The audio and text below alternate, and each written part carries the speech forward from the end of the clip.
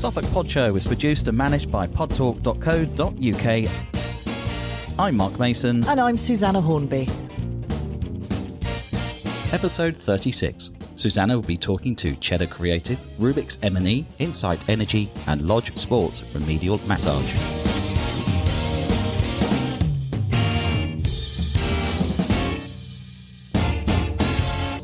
Introducing Cassie, Bendall and Rich Wood, owners of Cheddar Creative. Welcome to you both. It's lovely to have you guys here.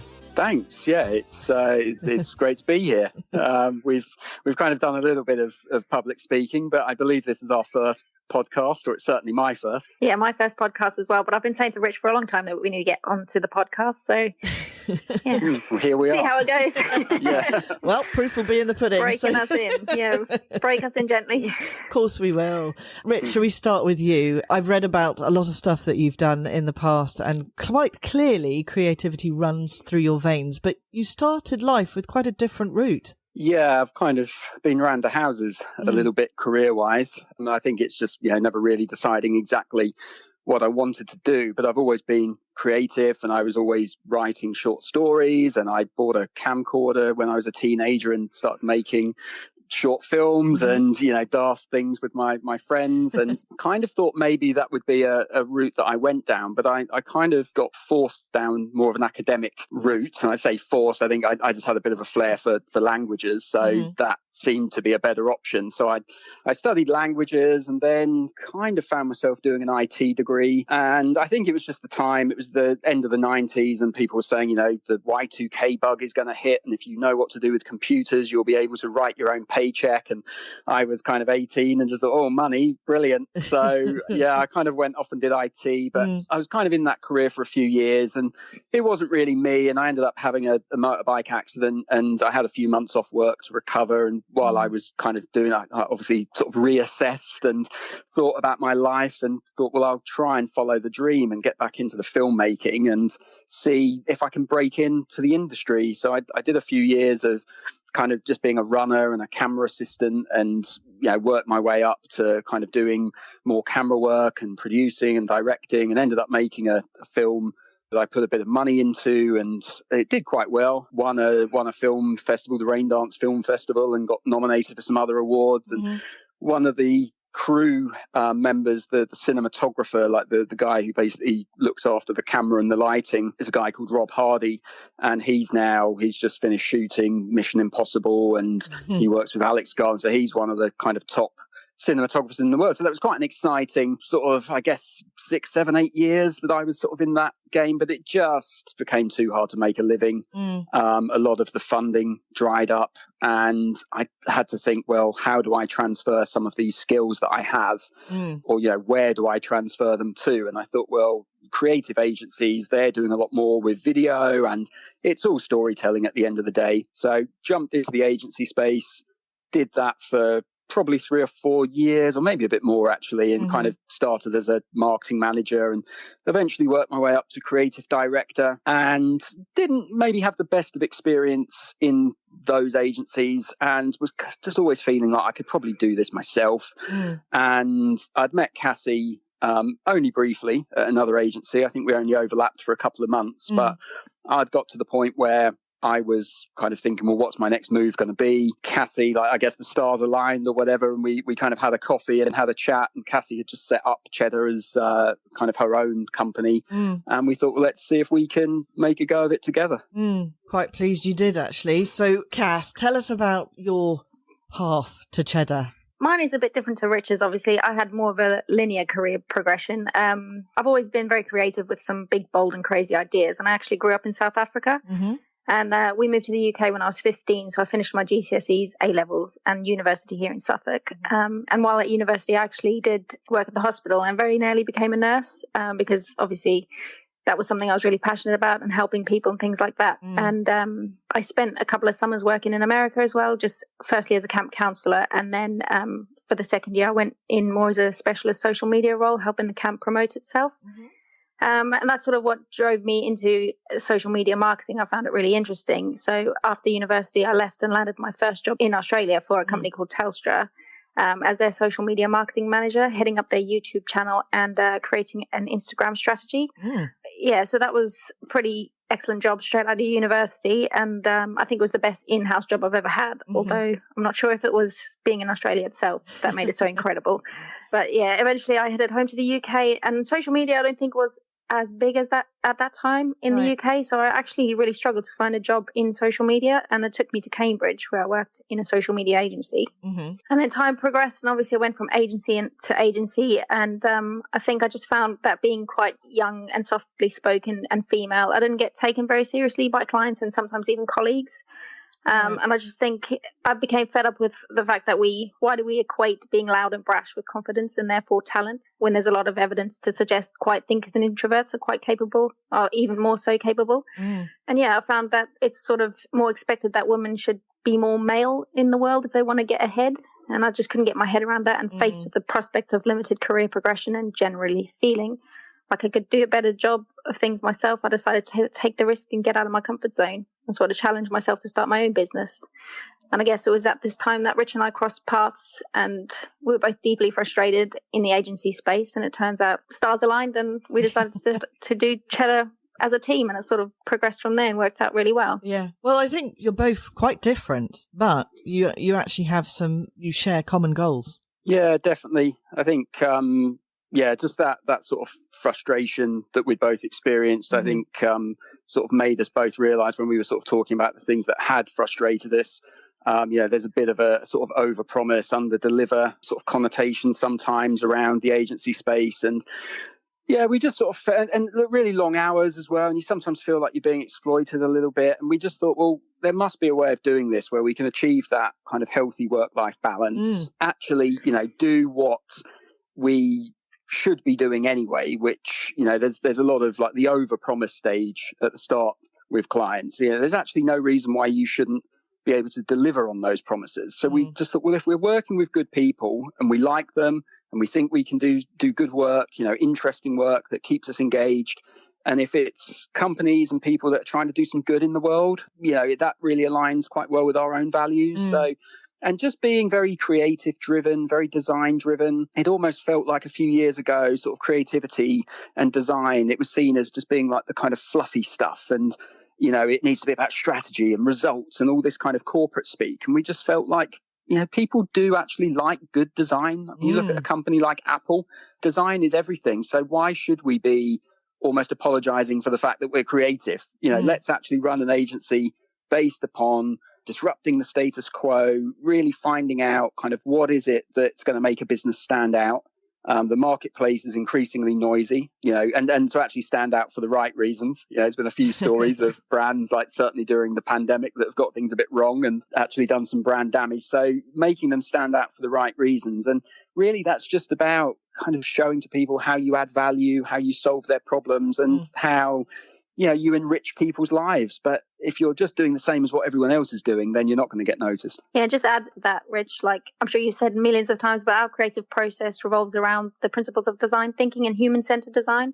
And that we have a huge pool of talent, which means we can turn our hand to any creative task or discipline. It doesn't matter what the problem. We know someone who can take on that task and tackle it the best way possible. Well, it's definitely, I mean, we are kind of design driven in everything we do, and it's really nice because it sort of means we can approach any sector, any business.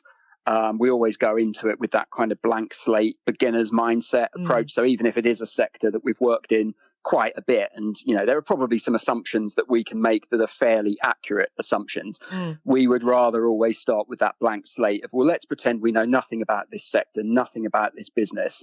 Let's really get stuck in with some research. So an example of that, actually, where we've just tried to kind of eliminate the guesswork as much as possible, is a new project that we've recently kind of finished, I suppose, for a company, UK-based company, who have been looking to move into the Middle East, into Dubai.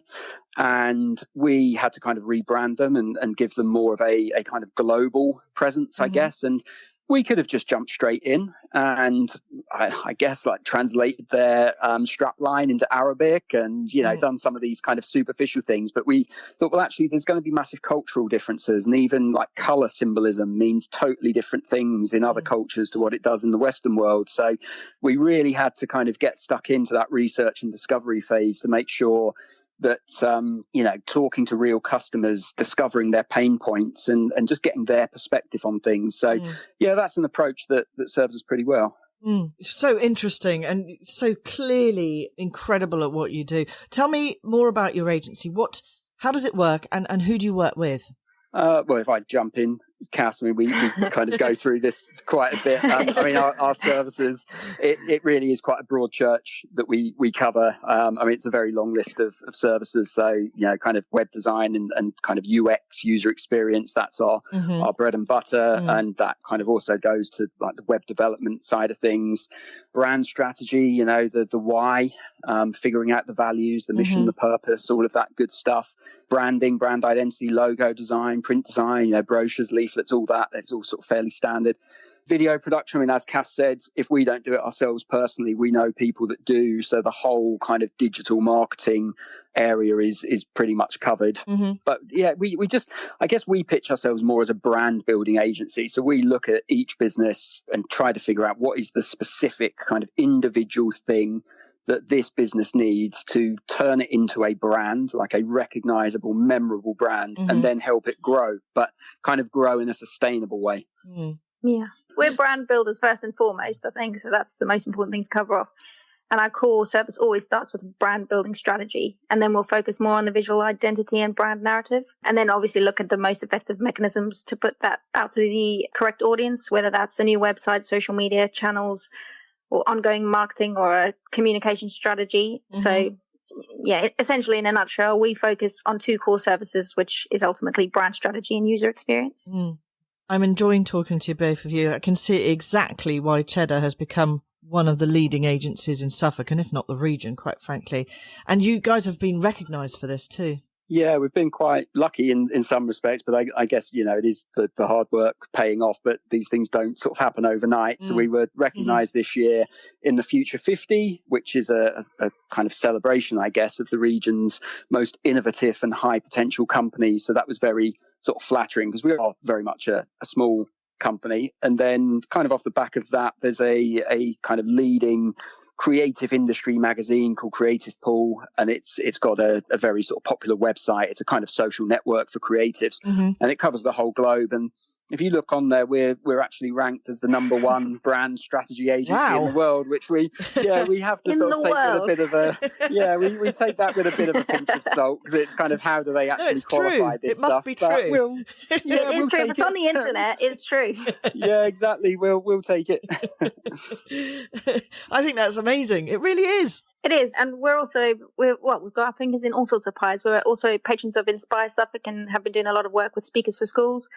We're on one this morning for Stowmarket High School. And we're ambassadors for the Cambridge Norwich Tech Corridor and Norwich and Suffolk Unlimited. And we're really passionate about putting this region on the map as a hotbed of creativity and keen to educate young people about the opportunities available within our sector, as it's not something necessarily you're made aware of at school. No. Okay, so you guys have got so much going on, and I'm sure people want to talk to you about all sorts of different things that you've been talking about. What's the best way to get in touch with you? Lots of different ways. We're on all the kind of standard social media channels. We're probably most active on LinkedIn, but yeah, I think we literally have a profile on every single social media platform. The website's always a good place to look. So that's just cheddarcreative.co.uk. And we've got a bit of info on there about kind of who we are, what we do, and email, phone numbers. So yeah, if anyone wants to get in touch, please do. And can I recommend for people to look at your website? It's one of the best websites I've seen in a long time. And I read it from page to page. Brilliant. Oh, that's excellent. Oh, no, I mean it. Yeah, I mean it. It's original. Yeah, we've tried to, well, we're telling our clients you've got to be different. If you want to stand out, you've got to be different. So we thought, well, our website has to be different. And it has been a little bit Marmite, to be honest. Some people don't really get it, but that's fine. They're probably not the right people to be working with us. So well put and well said. So before you go, I know you want to say thank you to a few people. Yeah, I'll jump in and start. We've obviously had some great support over the years from the local business community, including all of our lovely clients and partners. I would like to particularly thank the New Anglia LEP and the Growth Hub and Tech East, who've always been very supportive and giving us a platform to promote our services. Yeah, there's been quite a lot of people, I think, that have been really good to us, and when we were starting out, have kind of given us that platform to just raise awareness, really. And we've been based out of Unicorn Studios in Ipswich, which is a kind of co-working hub. And they've been through a tough time, obviously, with the lockdown and being forced to close when they'd only just opened, but they've been really amazing landlords. They've really treated us fairly, and kind of frozen rents and all that kind of thing. So they definitely deserve a shout out. And Inspire Suffolk, we are patrons, so I guess we have to put a little bit of a plug in. But they've given us these opportunities recently to engage with their Prince's Trust program and talk to the young people and to really see the amazing work that they do. And I mean, no pun intended, it really is inspiring. So big thanks to them. I guess also we should thank our families, Rich, for putting up with all of our ups and downs and highs and lows. Yeah, and everyone else that knows me. Yeah. Perfectly put. I had the pleasure of meeting us. Thank you so much for joining us, you guys. No worries. Thanks for having us. Yeah, we're loving the show and all that. I think it's really important that the Suffolk business community has this kind of platform. So I think in Suffolk in particular, we seem very good at kind of hiding our light under a bushel and not necessarily shouting about all the amazing things, the kind of weird and wonderful things that are going on. So it's great to have a platform like this to really shout about those things. Well, thank you, Rich, and thank you, Cass. See you soon.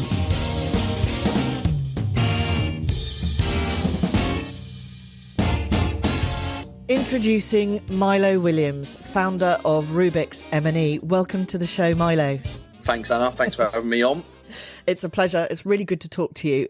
We are watching your recruitment business, and quite frankly, it's growing so quickly, and I know you've got loads to talk about. But did you always want to run your own business? Yeah, I think ever since sort of a young age, it was certainly an aspiration of mine. I always knew that I wanted to have something in life which was fairly sort of tangible and build something. I think like many years ago, sort of typed up a CV, funny enough. I think this was when I was handing it over to like a hairdresser to sort of sweep their floors. And I think on there, my mum dug it out like a couple of years ago, and on there it said like I wanted to run my own business. I was thinking, how did I even know that then? So it's definitely always been an aspiration of mine. I obviously hadn't planned on doing it as young as what I did. I sort of dropped into it after sort of the experience I had at the previous employer, and then sort of why not sort of go it alone. But it's been an enjoyable challenge so far. Yeah, no, quite, I can imagine. And so you started Rubik's from sitting around a dining room table. Yeah, it was it was an interesting start. So I previously worked for an agency which specialised within oil and gas industry, sort of nationwide, and as the oil share price came tumbling down, which has never recovered since, it came to a fairly abrupt end. So they were making sort of redundancies, and I'd been fairly successful like for them at that point in time, and they said, did I want to go out and help them build another sort of division of the business outside of the oil and gas industry, but looked at what I'd done and contributed and thought, no, well, I'll go out there and sort of set up on myself. So it was a very quick transition, but it's grown fairly organically since then. So it's been as I say, quite an enjoyable challenge ever since then. No, I mean, it's a big step to make for some, and for others it's just a natural progression, and I'm guessing for you it was just naturally what you wanted to do. Yeah, absolutely. The reason why I'm hesitating is I probably think, obviously I was at an age of, I think I was like 22. Yeah, you were young. So, so I was probably more naive than anything else. Not naive, very confident in sort of my own ability and thought I could take on the world. So, which, if I probably knew what I knew now, I probably wouldn't have quit my job and set up as quickly as what I did. But, I'm glad I did.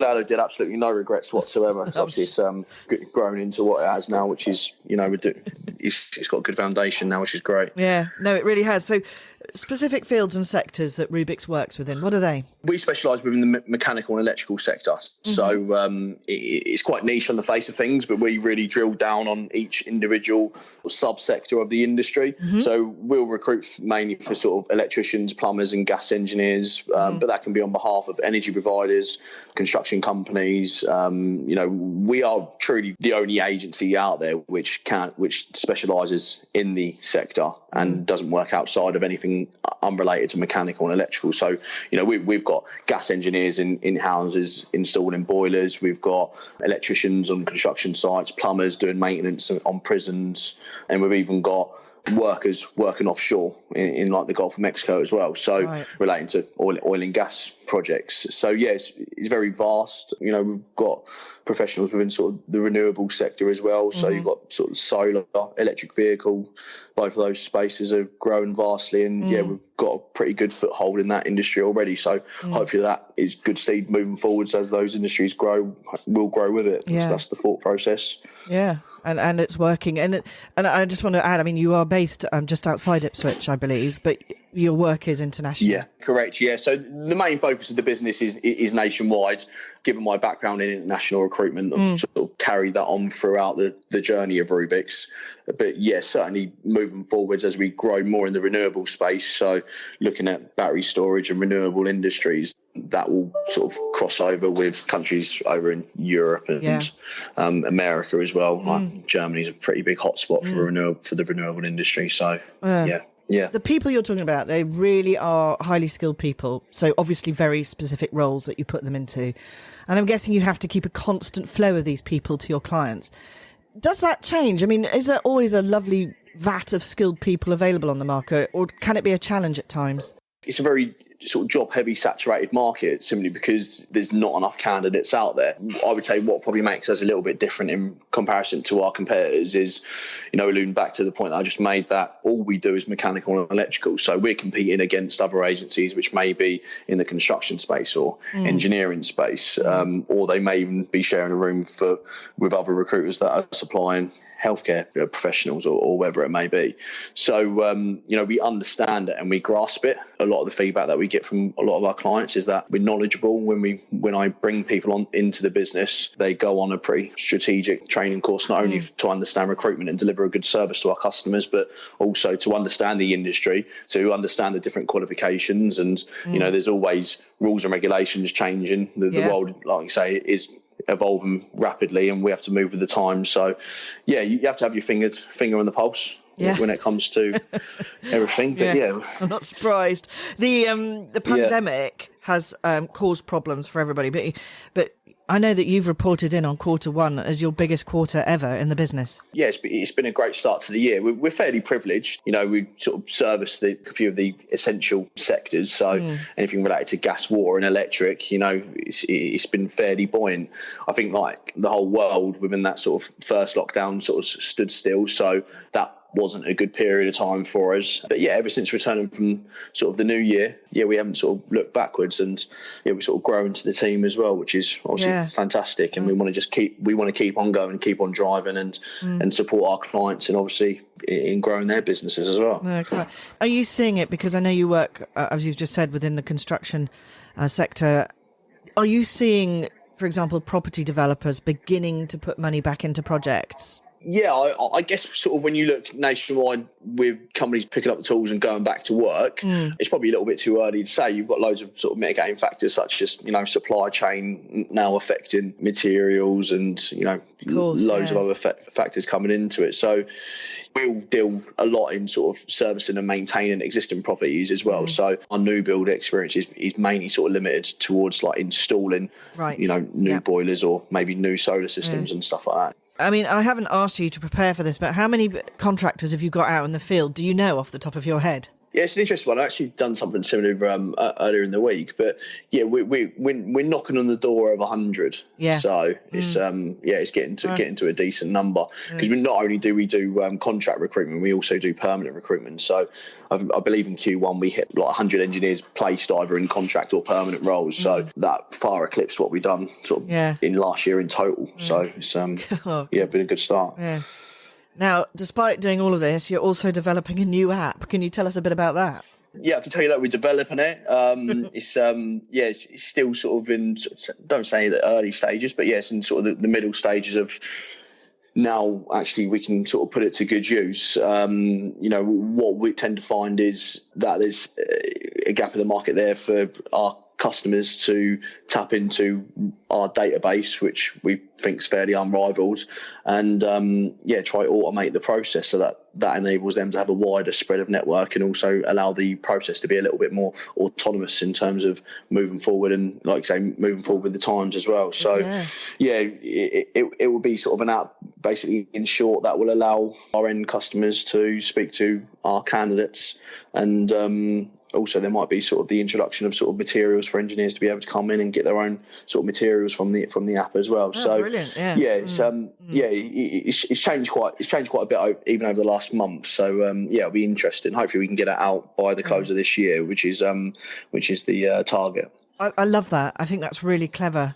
And I think you're doing this because you've also got an amazing team, haven't you? And I think if anyone follows you on social media, which we do, and you could just sense a great work ethic and a really cool vibe and culture coming from Rubik's. Well, I mean, I've always said I'm very lucky with the guys and girls that I've got working for Rubik's. I'm in every day working with the guys. The guys are in sort of putting all their efforts into good use, and we're all sort of on the same page in terms of trying to solidify our position as the number one, trying to get our brand bigger and better, and we've hopefully got people coming into the business in sort of coming weeks as well that are going to help us get to that next stage as well. So we all work together as sort of like a mini family, which is nice. Yeah, no, it certainly definitely comes across.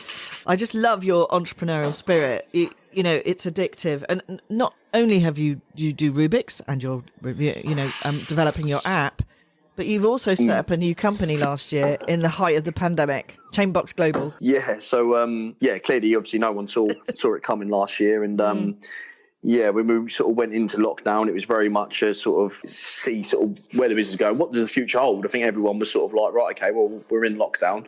How long are we in lockdown for? What is this going to mean to my customers? What's it going to mean to my cash flow? For the first sort of couple of weeks, it was, making sure that there's a sort of an exit plan out of this first lockdown.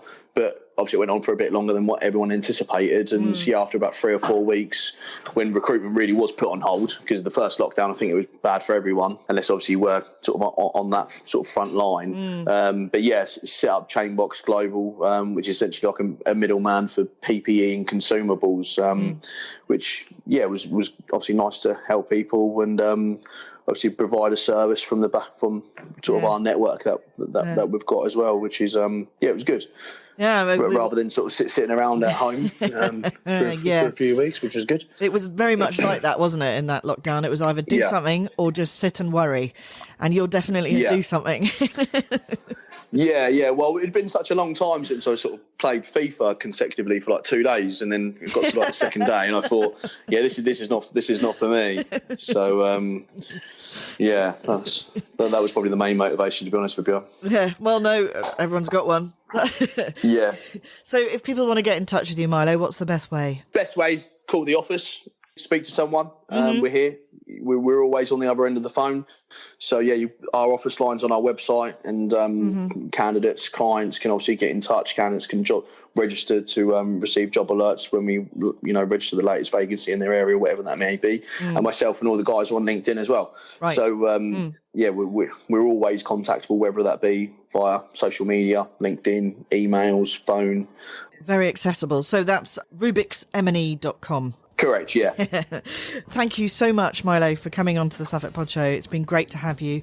And good luck with quarter 2 and 3 and 4 and so forth. And it's been such a pleasure to have you. Thank you very much. Thanks for having me on.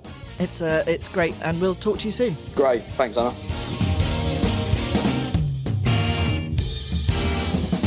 Introducing Christian Day, co-founder of Insight Energy. Welcome to the Suffolk Pod Show, Christian. Hello, Susanna. Thank you for having me today. Look forward to having a chat. No, us too, very much so. It's great to have you here. And your company, let's go straight in, was created by you and your brother. Yes, it's a very unlikely partnership, but one that is quite exciting for us both, really. it was set up a few months back in the sort of end of lockdown. Mm-hmm. So quite exciting, quite scary at the same time. But yeah. And what brought you to that? I mean, have you always been in the world or field of energy? Not really. No, it's quite a new one. Obviously, we're surrounded by it every day with, trying to make the world a bit of a greener place. But my brother has been involved in sort of the technical side of, developments and construction for quite a few years. Right. My background is not really related. It's a bit mixed, from a bit of hospitality through to media, through the pension, through the golf. So it's quite a mixed bag, really. But we thought we'd join forces and see if we can make a bit of a difference, really. And that's a lot of what it's all about for both of you, isn't it? Making a difference. Yeah, I think so. We're parents, got a couple of young children, and we're constantly. I know it sounds a bit cheesy when you say it out loud, but we want to try and make a bit of an impact down the line, really, and leave it slightly better than when we found it. So, it's an exciting journey so far. Yeah, very much so. Climate change on the mind as well. It is so important that we get these technologies across everybody, not just commercially, but privately into our homes as well. Oh, definitely. Yeah. There's been I think when the technologies were first sort of came into the market, they were typically quite expensive because they were relatively new, like with any sort of technology. And over the last 4, 5, 6 years and longer, really, they've become more affordable. And, the government a few years back made a very ambitious pledge to be sort of net zero by 2050. And now they're looking at ways of trying to meet that target. So this is all part of it. Yeah. So Insight Energy very much works towards that goal, if you like, but at speed. Yes. At speed. Yeah, I don't know whether we can really catch up with it, really. It's someone likened it to like white water rafting. You just kind of get in the water and see where you go. But it's quite full on at the moment. I can imagine. So you got together, developed this fantastic brand and a company that really will make an impact on our lives. So can you tell us a bit about what you do? Yes. So in a nutshell, we're focusing on solar panels, installations, a thing called air source heat pumps, which is basically efficient heating, battery storage, which is a relatively new thing in the market, and then the EV charging stations, so charging up your car effectively. So that's our core business. And so I'm going to ask you individually about each thing, and because I'm quite interested in solar panels, because it was all the rage with the money back that you used to be able to get and whatever. But are solar panels still a great investment? They are, for a number of reasons. When they first came to market, there was the feed-in tariffs that everyone sort of would know about. They unfortunately stopped, but there are other ways of generating an income. But more importantly, the technology is significantly more efficient than they were 10 years ago, but also a lot more cost effective as well. So, combining cheaper, you can generate an income, and it's better for, your home. It makes a lot of sense to invest in the future of your home. And am I right in saying that I saw some solar panels the other day, but they look like roof tiles? They didn't look like the big panels. Do they really exist? Yeah, they're a good spot. They're relatively new. They're really cool. Yeah. I know that across the pond and Elon Musk, Tesla, they have these solar roofs, which are really clever. They will one day be part of the norm. At the moment it's relatively new, but principally the same idea. It's a really good idea. Just think, they're just going to keep evolving that technology until it's perfect. Well, it is perfect, but even more, if you like, interchangeable with everything else in your house. Would that be right? Yeah, absolutely. There's in terms of like the heating side, the government have already made pretty big steps to say, any new build will have a type of low carbon solution. Typically air source heat pump is one of those. Solar's a natural fit as well, along with storage, along with EV. It's part of this sort of ecosystem of a modern home, really. And it won't be long before, when you look to buy a home, you'll expect to have solar for sure. It's just one of those natural progressions. No, quite. So property developers listening in need to talk to you, quite frankly. Yes, is the short answer. Yeah. It's I think sometimes there's an element of complexity to it, but it's not that difficult when you're dealing with the right companies. There's a few around that really, really reputable. They've got lots of knowledge to share, and I'd probably just suggest, getting in touch with any of us really, and saying that this is what I want to achieve, and how do I do it best? And, between us, we can help. Explain ground source pump. There are effectively two types. The technology either takes heat from the air, so air source, or ground source, which is taking heat from the ground, underground physically. One is more efficient than the other, and how a ground source would typically work is that you would dig large trenches in your garden, and you would basically take the heat from the ground, convert it through the system, and then it generates a really efficient, sustainable heating for your home in very simplistic terms. And the opposite is true for air source. So it's still uber efficient, but just does it in a slightly different way. I think it's clever. I learned about these things a little while ago, but the ground is always warm. It's a constant temperature. It is, yes, yeah, and that's why it's more efficient. Yeah, it's the technology was mainly sort of developed in much sort of Scandinavia, really colder climates, and ground source is a really great way of doing it. By the nature of the install, you tend to find that a lot of the houses don't have the space. They are more expensive because of it, and so what you'll see more often is the air source, which, for want of a better phrase, it looks like an air conditioning unit on the side. Right. But it works in the opposite way round. Okay. So it's more affordable and can fit onto way more properties, which will a lot easier to do. Yeah, it's nice to have options, or and both of them good ones. Now here it goes. Everybody one day is going to need an EV charging station. Would that be right? Yeah. It's a market that's is going great guns at the moment. There's so much talk about, from these big energy companies like Shell, BP, EDF Energy. They're all investing in the infrastructure of EV charging. So they're basically either buying actual companies that manufacture the equipment or companies that install the equipment. So what you'll find is most people will eventually have a station at home or at work, or preferably both. So they kind of talk about domestic charging, work charging, and then on the go, which is kind of the ones where you see on a motorway and you swing in and spend an hour there charging up. But most of it will be at home. So yeah, absolutely. It's only around the corner. It really is, isn't it? And it seems to be approaching very quickly. Do you supply, you mentioned it there for home and at work, do you supply commercially as well as privately?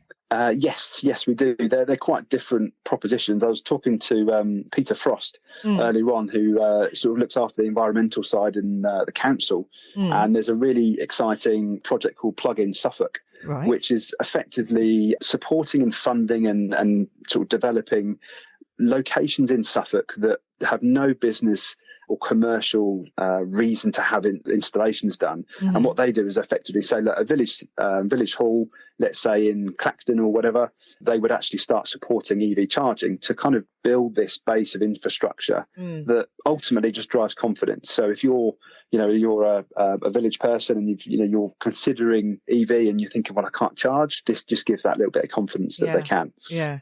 So there's a lot of projects like that are just really trying to make the shift as quick as possible, because it's well behind the manufacturing of the cars. Brilliant. Plug-in Suffolk. Okay, so I'm going to check that out, see what's available there. How did people get in touch with you guys? Mainly through the website or social, our social channels, so Instagram and LinkedIn, Facebook, the usual. We're pretty active on there, so you can find us on most of them. Just Insight Energy, or drop us a line through the website, and we'll be delighted to, if not, just have a chat through or work on a project or give some advice, really. Christian, brilliant. Thank you very much, and good luck to you and to Adam. And we will certainly be in touch if we need any of what you do. Very kind.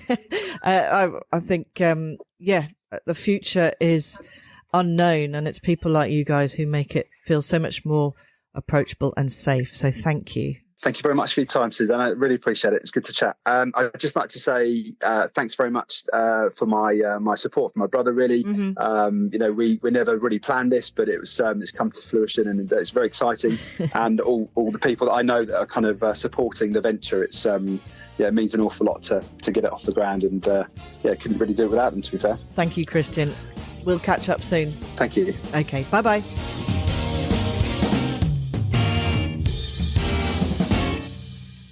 Next up, we have Melody Easy, founder of Lodge Sports and Remedial Massage. A very warm welcome to the show, Melody. Thank you. Well, thank you very much for having me. Well, we were delighted when you first got in touch, and I'm really interested in what you do. And you're going to tell us all sorts of exciting things, I know. But first of all, you grew up riding racehorses in and around Newmarket. Yeah, I started riding racehorses when I was quite young, about 14, and I continued until I was pregnant with my first daughter at 18. From there, I kind of was a bit of a stay-at-home mum for a while, even though I managed to keep relatively active by doing things like Thai boxing, MMA, running, all that sort of stuff. In fact, I think, to be fair, that's probably where I got interested in injuries because, oh my gosh, you know what it's like when you're younger and you've got an ego, and I don't know how much you know about MMA, but you're supposed to tap when people get you in certain positions to let you go. And, well, yeah, ego said no, so. You're going to have to explain to me what MMA is, sorry. Oh, no worries. So MMA is mixed martial arts. It basically consists of things like Thai boxing, karate, jiu-jitsu, judo, wrestling, all that sort of stuff, all mixed into one sport, essentially. Okay, sounds pretty dangerous to me, particularly as you just said, if you have an ego. I can now understand what you mean. Yeah, I learnt the hard way quite a few times. At some point, you decided to, after your first child, I'm assuming, you decided to step out of doing that and riding and moved into quite a different world. Yeah, well, I kind of got fed up from, working in the cold weather. So I thought I'd go for an office job and essentially decided to move into psychology. Originally, I was interested in forensic mental health. So people that end up in the criminal justice service for whatever reason. It fascinated me because they're the most misunderstood people and being marginalised and how that affects them in their life and everything. And for some reason, I've always fought for the underdog. So from there, I then actually managed to get a job at a forensic mental health hospital. This is working in occupational therapy rather than psychology. So occupational therapy has nothing to do with getting people a job. No, I think that's a misunderstood, isn't it? That completely. The amount of times it used to be like, oh, so you can get my cousin a job then? No, that's not how it works. Occupational therapy is more like teaching life skills. So, for instance, my job was to teach patients skills such as budgeting and cooking healthy food. I mean, this is all stuff that you take for granted because generally your parents teach you, but some of them, they hadn't had that opportunity, bless them. So no, quite. And also just getting patients to engage with the world generally. Like I said before, they're very marginalised. People don't tend to understand the sort of things that have led people to be in a forensic mental health unit. And that can lead to sort of things like low self-esteem and even not knowing how to entertain themselves by hobbies or setting goals or anything like that. So I really had to work hard sometimes with them to get them to actually engage with me. And it's all about essentially the patient. So it's obviously what's their interests and trying to find out about them and how they tick. I can imagine it takes a very special sort of person to work like that. So you must have got them into exercise as well at somewhere along the line. Yeah, obviously the benefits of exercise on mental health and everything is well researched and well understood. And that was part of my job, was to get the guys to come to the gym and not necessarily the gym. It's whatever was interested for them. Because I mean, if you think it's hard enough to get the general public to exercise, let alone people that have got mental health conditions plus effects from their medication, like I said before, low self-esteem, et cetera, et cetera. And so, again, it is all about what they found rewarding. So it can be exercise such as, swimming or walking, gardening even. So anything like that. You mentioned psychology before. You didn't actually end up going in taking that route? No, psychology is it's actually super hard to break into. And at this point in my life, I wasn't getting any younger. I had to decide, where I was going to go in my life. And they're working with them and getting to exercise in the gym and things like that. I then became interested in, like I said before, the injury side and started researching sports massage, even though it's more known as soft tissue therapy nowadays, because we tend to do a lot more techniques than just essentially rubbing people down. I found that was just a way that I could help people while still being challenged. So you qualified in sports massage, and was it at this point you decided you wanted to work independently? Essentially, I fell pregnant with my son, and childcare costs being what they were, it just meant it wasn't feasible to work 9 to 5. And so I basically decided to take the leap and start up my own business to fit around my family and life. And, here I am. And you have lots of techniques, I'm sure. Can you tell us exactly what you do and what's involved? Yeah, so I use a range of manual therapy techniques. So these can be things such as massage, and then there's some other stuff that sounds very technical, such as soft tissue release, muscle energy techniques. But mainly I specialise in pain or injury. I don't do the relaxation massages. Right. Tell us about some of the people that you work with. I work with the guys at Mildenhall Red Lodge rugby team. Mm-hmm. They give me some experience of injuries, trust me. Oh my gosh.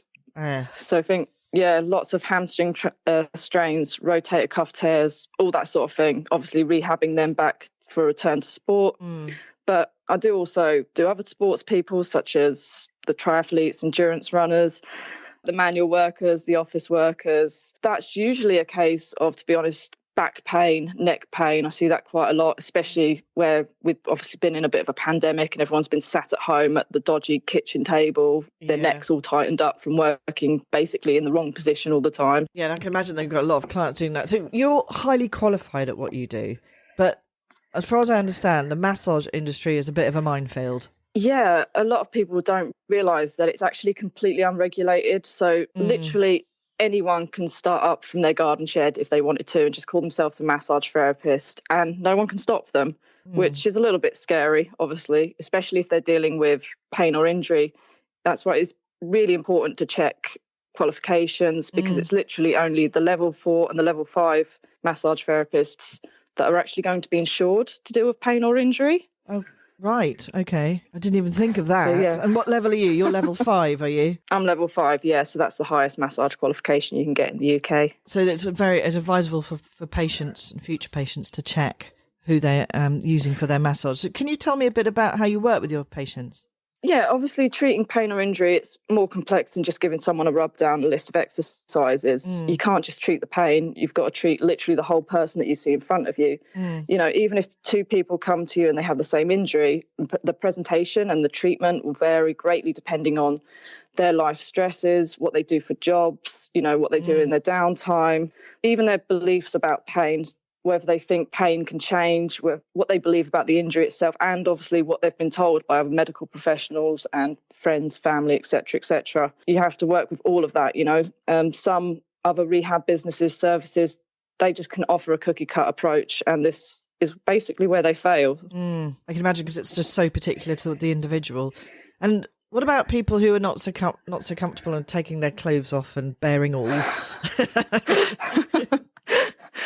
So essentially, I can work through clothing if that's an issue for people. I mean, I do have to point out that underwear stays on. Yes. Seriously, it never comes off. And, as well, if I'm not working on a certain body part, say I'm working on your legs, the other leg will be covered with a towel at all times. So most people are quite comfortable with that. And I'm quite open for discussion with people what they're comfortable with and how I can work best with them, because obviously if you're not comfortable, you're not going to be getting the most out of the service. No, quite. And I'm thinking, if I had an injury, the last thing I'd want is someone touching it and saying they're going to make it better, but it hurts so much. Obviously it depends on the injury as to what work could be done over the site at the time, but even just throughout the whole treatment, I say to people, it tends to be uncomfortable rather than painful.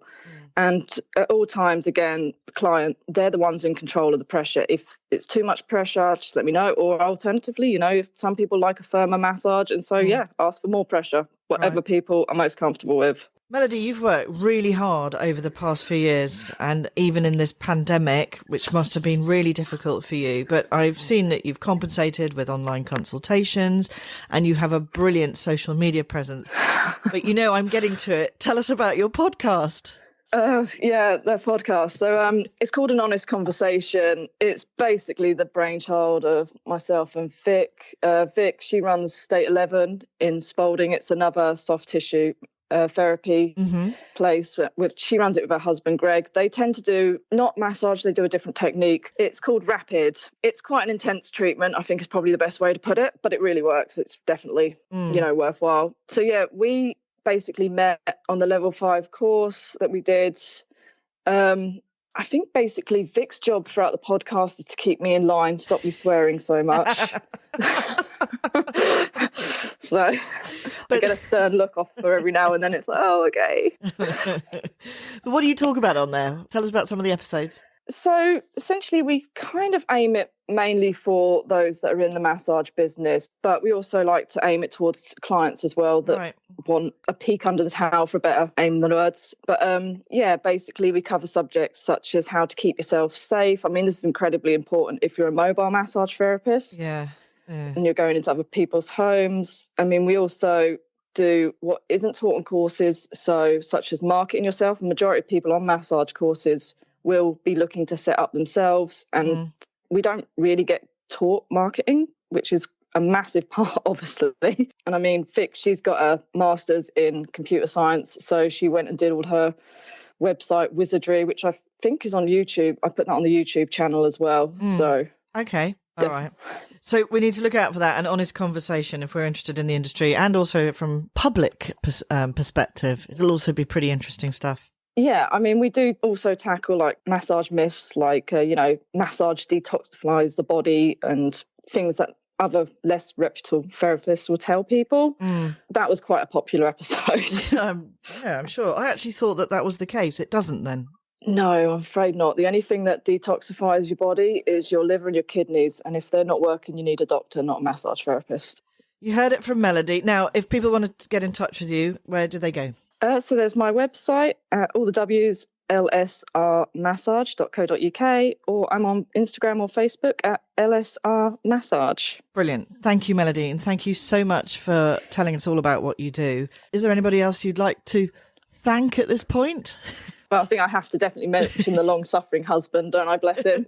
So definite thanks for putting up for me there. And obviously the clients for supporting me in the business. I really do appreciate it. And also the Mildenhall Red Lodge rugby guys for working with me and giving me such a wide range of experience of injuries. I'm sure they keep you busy. Thank you so much for joining us, Melody. No worries. Thank you for having me. Thanks. Bye. Thanks, babe.